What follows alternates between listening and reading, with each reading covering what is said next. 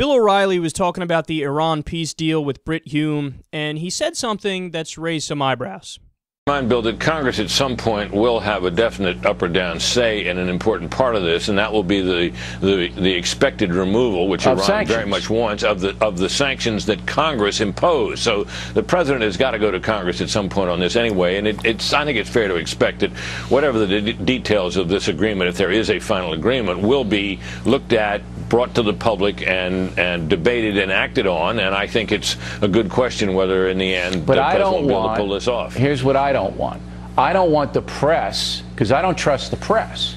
I think I trust Iran more than I trust the American press. I don't want the American press interpreting this for me. I want to see it in the committee hearings on television. I want to see the debate. You trust Iran more than you trust the American press. Well, on the bright side, at least there's somebody on the right who said they have any degree of trust in Iran. Because the one thing we hear from all the other conservatives is, Iran, you can't trust them under any circumstance whatsoever, even though they said we'll allow the IAEA in to be up our ass and check everything we do with our nukes. But you can't trust them anyway because something. At least we got it in a roundabout way from O'Reilly. And actually, to be fair to O'Reilly, whether it was 2 days ago or 3 days ago, something like that, he actually said, like, well, the alternative is war with Iran, and we might as well just try this first. So, okay, he's a little bit softer and more sane on this issue than a lot of other people on the right, like Benjamin Netanyahu and the idiot Republicans we have in Congress. But it's still hilarious that Bill O'Reilly is discussing trust in the media. You know what, Bill? I actually agree with you. Yeah, I trust the Iranian mullahs more so than I trust certain so-called news outlets, like yours. This is a guy who's just coming off a scandal where he lied like there's no tomorrow. All of it proven. All of it verifiable. All of it egregious. I mean, this fucking guy was like, I was on the doorstep knocking on the door of a CIA operative who was involved in the JFK assassination, and I heard him kill himself. I'm kind of a big deal. I was there, Bill O'Reilly. And then what did we learn? There's a fucking phone call of him talking to his buddy, and he's like, did the guy kill himself? Oh, he killed himself? All right, I'm coming there tomorrow.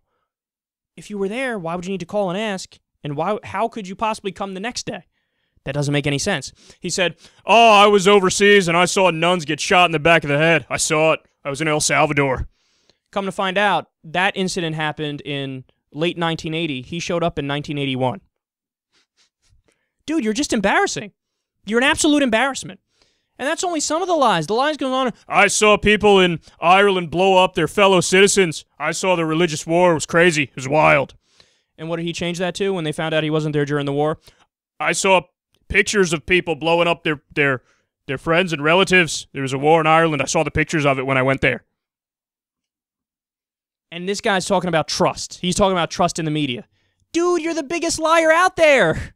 You're the biggest liar out there, and the thing that's even more pathetic is that the lies Bill O'Reilly tells, it's just simply for self-aggrandizement. His fucking cameraman came out. Remember when he told the story? I saved the life of the cameraman when I was in the war in the Falklands. Well, he wasn't in the war in the Falklands. He was hundreds of miles away from that, and he said he was there. He wasn't there. He went after the war, but he was in Buenos Aires, and he was there for a protest. He made it seem like it was a war zone. It wasn't a war zone. And he said, my cameraman got trampled. Looked like he was in danger. I had to drag him out and save his life. The cameraman came out the other day. He was like, no, he didn't. That's not true at all. Again, legendary liar. The list goes on and on of all the stuff that he lied about. But he's talking about trust in the media. Dude, you're a joke. But in conclusion here real fast, because they did make some other points there.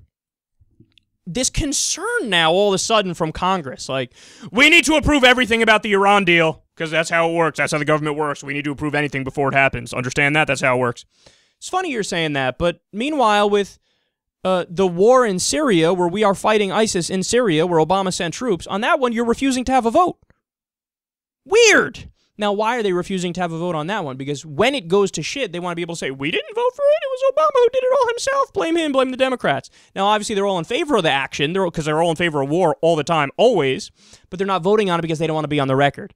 So why don't you guys also come out and say, remove all the troops from Syria until we vote on it? You're not going to do that. Why? Because you don't actually give a shit about the process. You're just playing politics. And by the way, they don't need to have any say on this one. The way all spending bills need to originate in Congress. That's how it works. All spending bills. How does this have anything to do with spending? It doesn't.